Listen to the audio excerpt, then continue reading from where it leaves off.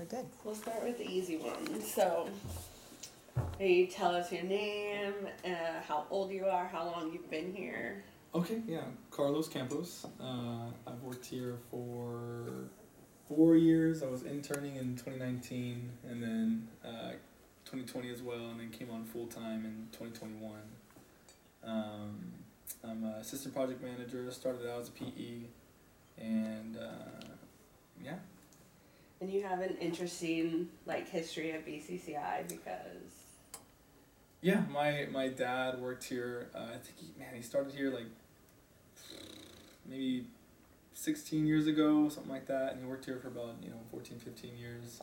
Yeah. He was the one who originally brought me into construction, and he started out way back when, decades ago as a drywaller and worked his way up, and he was a superintendent and I was a senior super, and he's made a big impact on my life. So. And what are you guys? What's your nationality? Mexican. Yeah. Mexican. He was born in Mexico, and so I was born here, and yeah. So he came here when he was 9 years old, and so his life has been a great inspiration for myself and other people as well. So he went to school around here. He went to school in Oxnard. He was actually down in SoCal. Moved here when he got married.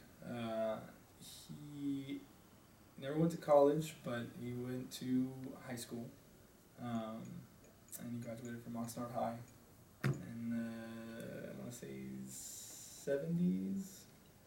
So how has your dad and your family's influence, especially being of Mexican descent, influenced your life and especially your career choices? Yeah, definitely. So my mother is also Mexican, and my grandparents were born in Mexico. So then my mom was born here, but obviously the culture remains very strongly in our family. I think that probably one of the strongest maybe connections we have to our heritage is through music, and so we're playing at Spanish mass, church on Sundays and stuff, and. That's right. You have quite a big family, huh? I do, yeah. I have 3 older sisters and then 1 younger brother. Yeah, so the age difference is pretty crazy, but I mean it's common, through a lot of different cultures to have big families, but it's prominent in ours as well. So yeah.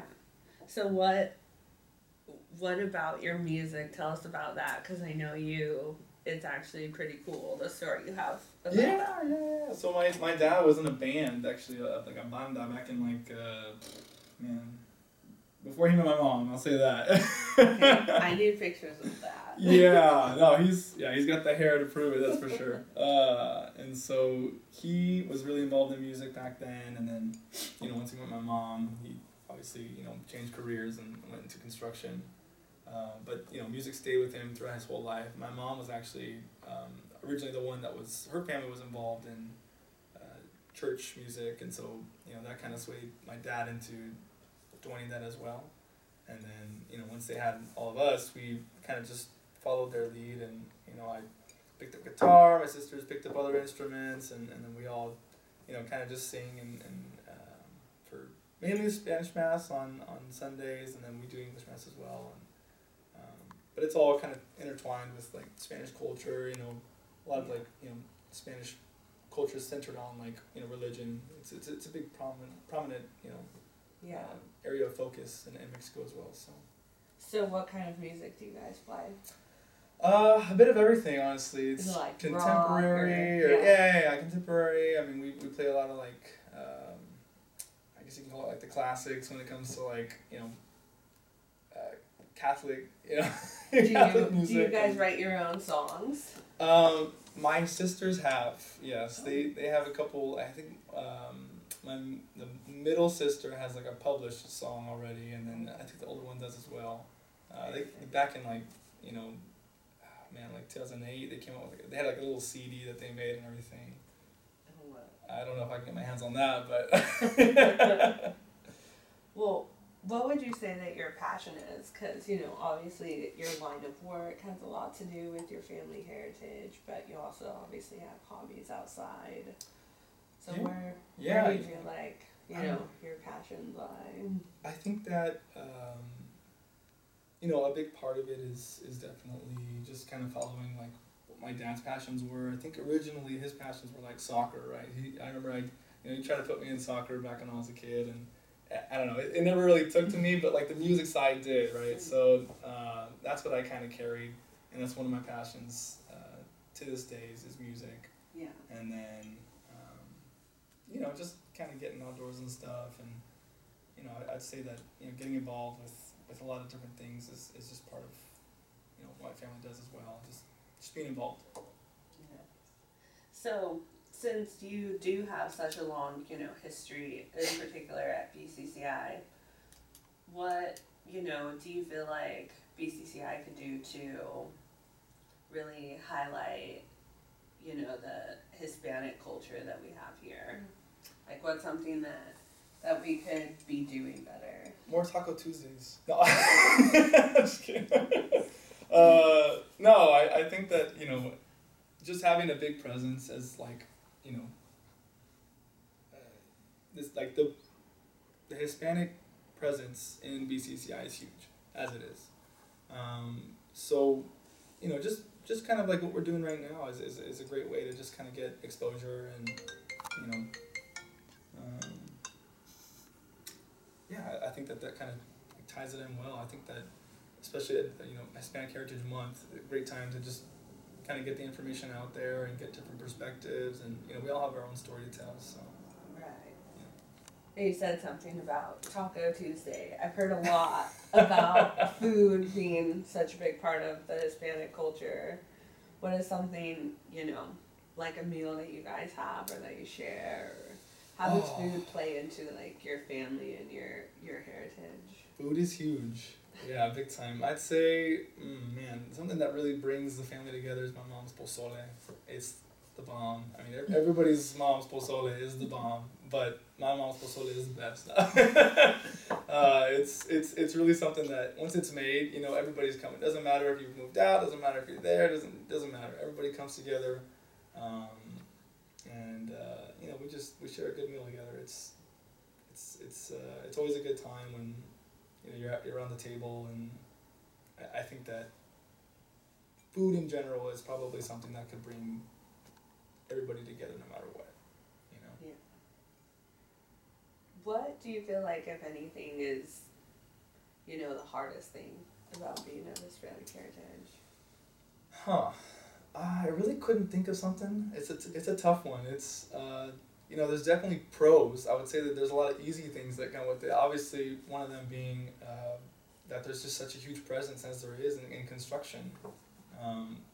People just in general tend to gravitate towards people that they feel comfortable with, and so I think that just having that presence in construction just makes it easier to kind of feel like at home. Yeah.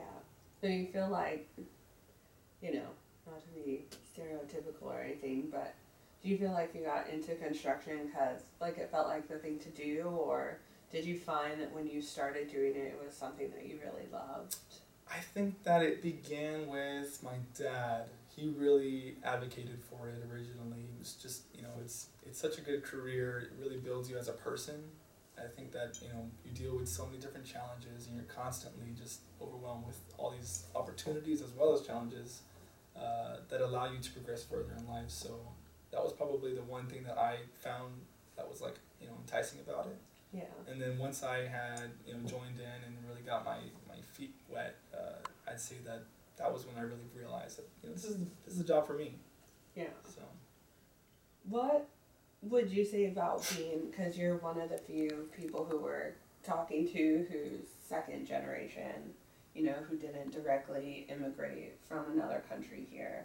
What would you say is a difference between, let's say, your dad's generation or your dad's situation, someone who came here versus someone being born here? That's a great question. Yeah, I think that the toughest part is just understanding, because that they came from a totally different background, even though they're the one that raised you. I know that my dad's story it goes, it has its ups and downs for sure, and just having the life that, I have here, it really is just a matter of understanding and just being able to, you know, I guess give thanks for sacrifices he made to give us the life that we have now today. Right. So, what is something that, for me personally, I know we probably have a similar, I have generations back who speak Spanish, who are fluent, and it's always been one of my biggest, like, oh my god, I can't believe I didn't take it more seriously, like learning it. Yeah. Do you think it's something that, moving forward, how important is the language for you? Yeah, the language is super important. I think that being able to just be fluent is probably everybody's goal at the end of the day. And maybe that's something we implement, maybe that's something that we shoot out as a course on just, the construction side of Spanish. But, yeah, I think that just having a basic knowledge is important, and then even more so is just, fluency is going to help you so much in life when it comes to speaking to everybody and, having a lot more say. Yeah. That's something that I definitely actually, brought up before is, the expectation is,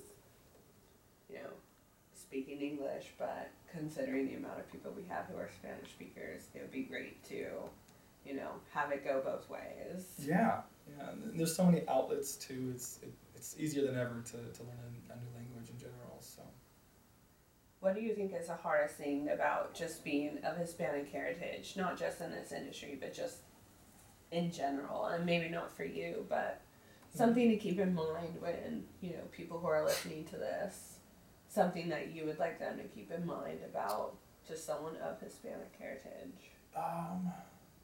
Yeah, I'd say just being respectful of everybody. It doesn't matter your background. I think that treating everybody as you would your own family, or as you would yourself essentially is probably the most biggest takeaway. That it sounds so simple, and yet it's not as common as you'd think. So I think that should be the biggest takeaway from this. Right. And the last question I have, what gives you the most pride? The most pride.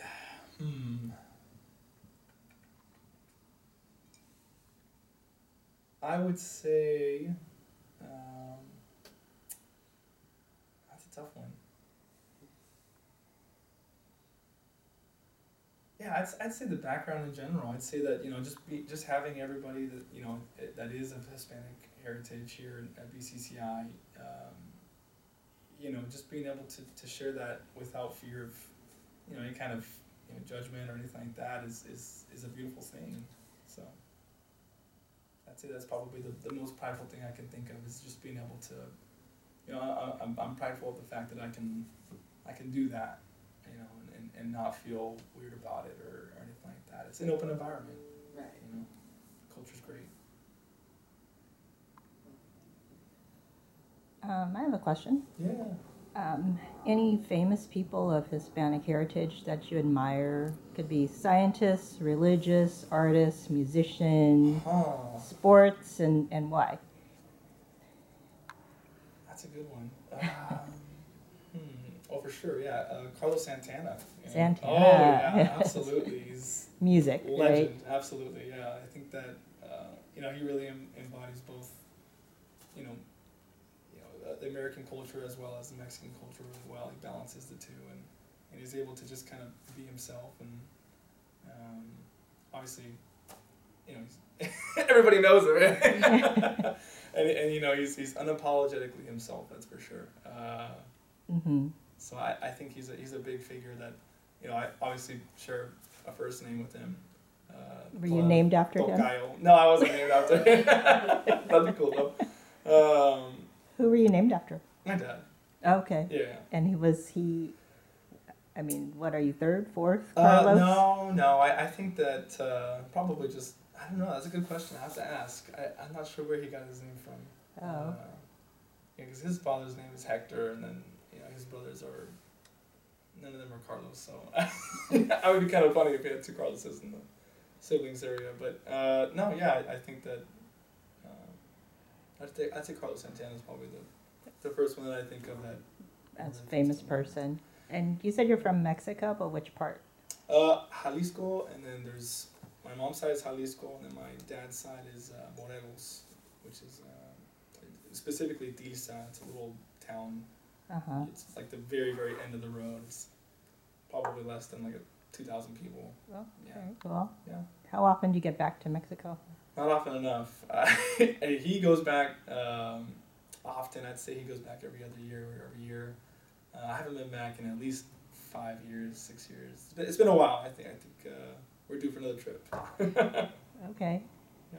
Do you still have a lot of family who still lives there? Tons. Oh yeah. Oh yeah. Yeah, tons. Mainly it's my dad's side that lives there, but my grandparents lived there. Yeah, and then mainly my dad's like tios and tias and cousins. He has a lot of cousins over there. Yes. Yeah. Yeah. So, So- when they go back, it's a big, rejoiceful moment. You're young and, a lot of future to look forward to. What's something that you would like to pass on to, the next generation for you, your kids? Man, I would say music and cooking. As long as you got music and cooking in your life, you're gonna be happy. I think that's like the basis of it all. Nothing crazy, simple meals that just make everybody happy that you can share. And like I said, the pozole is a big one. Enchiladas are a huge one. Oh man, it depends how you make them, but everybody's got the best enchiladas. But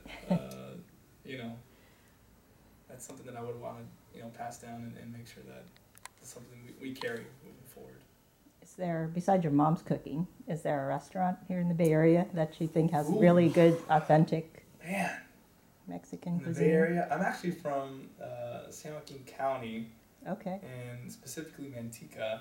Oh, And so in Manteca, there's a joint called La Costa Taqueria.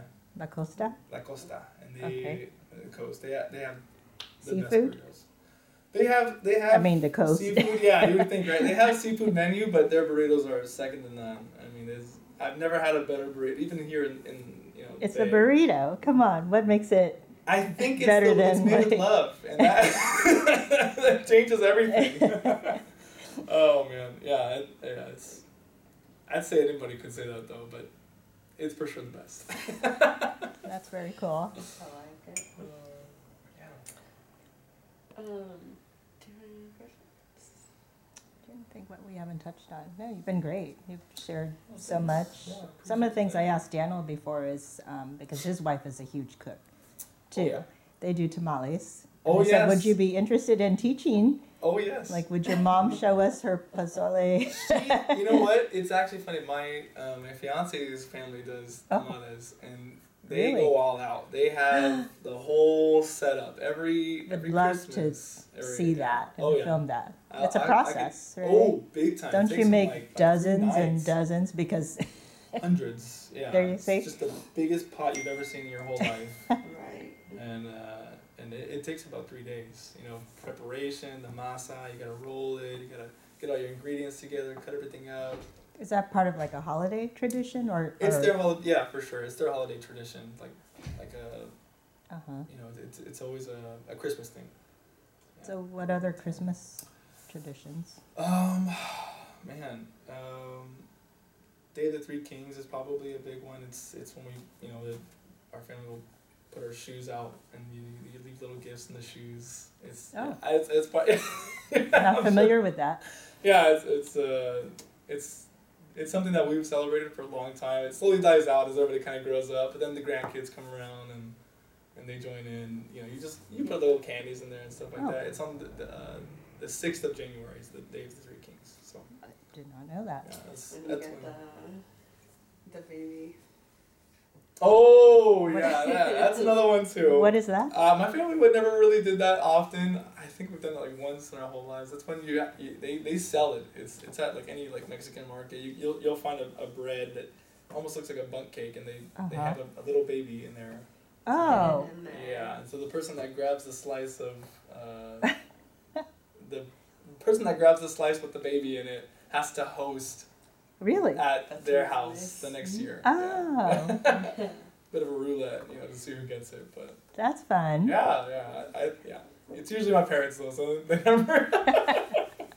So, also too, we haven't heard from a lot of people about like, the religious background, and even though Catholicism is obviously huge, especially in, I feel like, Mexican culture, how has that, influenced the way you've grown up and the decisions that you've made in your life? Yeah, it's huge. I mean, it's enormous.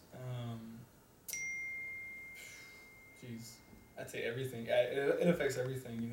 It starts off from childhood. Went to you go through the classes to get your sacraments and your communion, confirmation. And there's a lot that goes into it. Did you go to like a Sunday school? Yeah, I did. Yeah, I went to Sunday school for my communion, and then as well as they have like a big retreat that they host for A retreat. your confirmation. Yeah, it's like a 2-day event typically, and after I partook in my I must have been like 16, 15. I ended up helping out the years later, and so we, my sisters and I would do a little jam out session and play some tunes, and there's always songs that get everybody going, especially the banda songs, right? You got your cumbias and stuff that people love. The Selena, huge. You play Selena, everybody's dancing, so that's a big one too. It's like dancing. Dancing is a big part of our culture, but That's right. Ruben said he takes his wife to like ranchero, or that's a type of dance. What is ranchero? The parties over there are crazy. Yeah. I like Mexican square dancing. I don't know. Or line dancing, maybe? Is it? Yeah, you could call it that. Oh man, it's I think it depends on what part you're at too. I think like there's a big portion of salsa dancing that goes on as well. That it's just a part. It depends on what part of Mexico you're from. They have their own customs that each town loves and really latches onto. So yeah, sure. My fiance is big into cumbia. Right? Yeah. Oh yeah, cumbia's huge right now. Yeah. So you're on the other side a lot, being on the band side. But what is something that if you're gonna get on the dance floor, what are you dancing to? Me personally, or just in general? You personally. Me personally? Ooh. Like you hear it. Anything. And you're out there. Oh yeah. Oh man. I'd say anything, man. You're a dancer. I don't know. Okay, I wouldn't call myself a dancer. I am dancing on the dance floor, but you can call it whatever you want. It might not look like that. I don't know. It's just a huge part in general. I think that when you get into like the corridos, that's a big one too. And I don't know how to dance to it personally. It's a tough one, but what is it called? Corridos. Corridos. Corridos. Stomping your feet really hard. It's tough. You gotta know how. You gotta know how to do it and then, to make it look good. But there's people that you'll know right away that they're pros. Yeah, they get out and they take off. Is there anything that you do for Day of the Dead?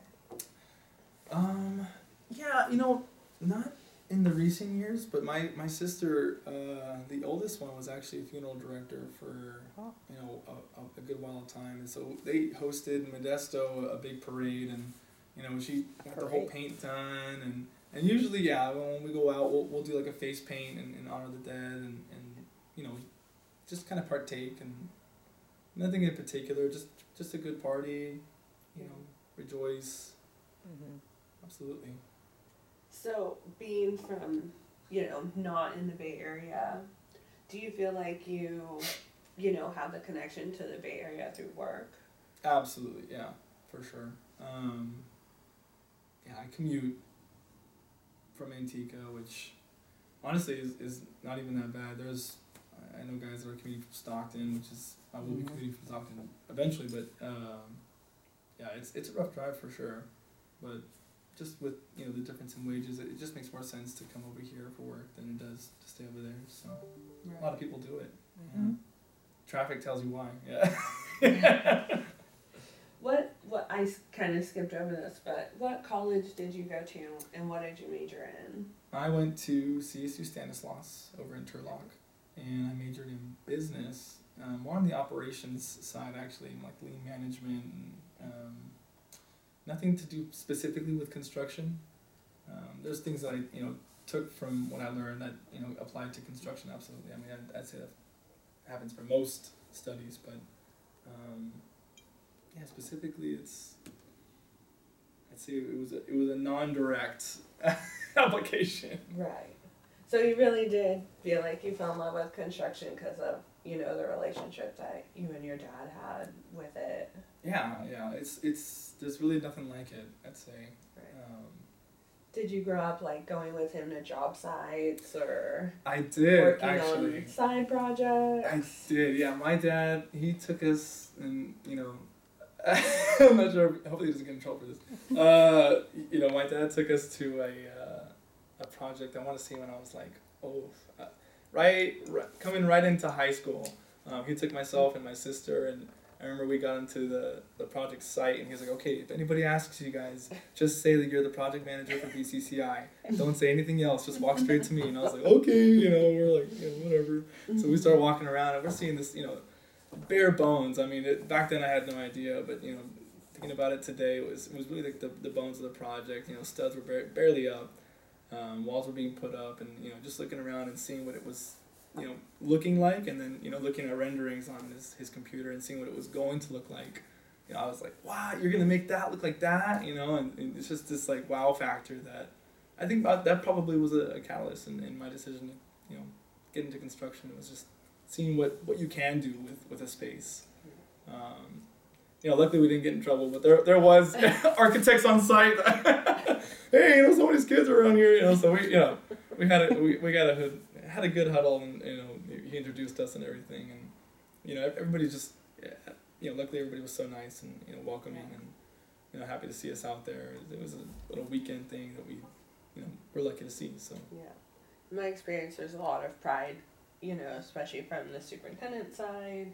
My fiance's a superintendent, so he drags me to job sites with him all the time. Yeah. Like, thankfully, I have enough experience to blend in on a job site, right. I don't get a lot of questions, but there's a lot of pride, in what they build and what they do. So absolutely, I don't think it's uncommon. Absolutely, especially here at BCCI. Yeah, you could tell right away. I mean, a project that we leave is like, the walls are plumb. What more do you want, right? As long as you got straight, plumb walls, and edges look good, and we take such good pride in our work. Right. Superintendents don't leave it nasty, and project managers do a good job of making sure we get the right contractors on site. So yeah, I think that it's a big portion of it. Have you been to other states? I have. Yeah, I have. How do you think they, like, for example, compare to California in terms of Hispanic culture? Well, you can't beat the diversity here. That's for sure. You can't beat the diversity here. I mean, you can look at any classroom. You can look at any, any project you go on. You see because everybody. We're connected to Mexico. That could be a good portion of it. I'd say that even states that are not connected to Mexico. Well, because you think like New Mexico, you think, well, shouldn't they be more Mexican than you'd California? You'd think, right? Yeah, I actually visited Montana not too long ago. Oh, really? Montana? My sister, she got engaged a few years back, and my brother-in-law's family's from Montana. And believe it or not, yeah. Lo and behold, as far away as you can think before you get to Canada, and you seeing people, Hispanic culture for sure, and. Do you find you're seeking that out? Is it automatically when you're just traveling and you're? No, not particularly. I mean, not more than anybody else would. I mean, it's something you look for that once you're there, right? If you see something that you are familiar with, you'd point it out immediately. But it's not something that's specifically going after. I mean, it's just something you appreciate. Yeah, it's natural. You gravitate towards what exactly. feel familiar with, exactly. Like home. Exactly. Yeah. Okay, well, I think we answered a bunch. We can definitely, if I think of something, I can just hopefully whip out the camera. Some material in there, right? Oh man, I hope. Well, you just have to finish with a big dance. That's all.